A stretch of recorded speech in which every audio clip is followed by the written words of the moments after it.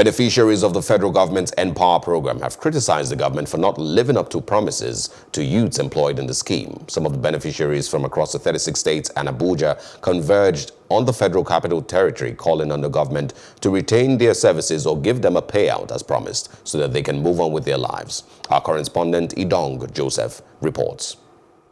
The NPower program was set up by President Muhammadu Buhari in 2016.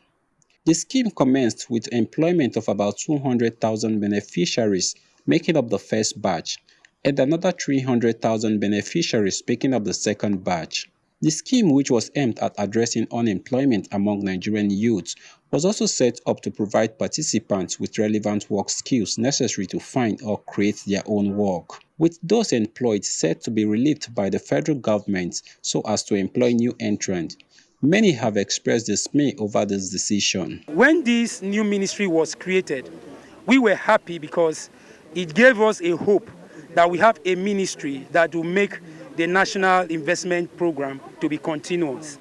But on the contrary, 6 months into the ministry, we are saying that the beneficiaries are not well managed, stipends are not paid when due, some persons are exited from the program unduly, some persons are not being paid.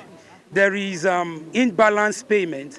Some people receive stipends, some people don't receive stipends. Some of them took to the streets of Abuja, to the National Assembly, and then to the Ministry of Humanitarian Affairs, Disaster Management and Social Development, calling on government to have a rethink. It's no more a rumor, it's a fact that in July, batch A that started up the program has been exited in June. Then batch B will be exited this ending of July. And then we have equally been told that we are not going to receive stipends from that period. We gather in the premises of Abuja since around 9 o'clock, and we've marched to the House of Assembly. Fortunately for us, one of the senators attended to us. Now we are here at the Secretariat. We want to see the minister herself to address this issue once and for all. But our hope was dashed out when we were told that the woman is not around.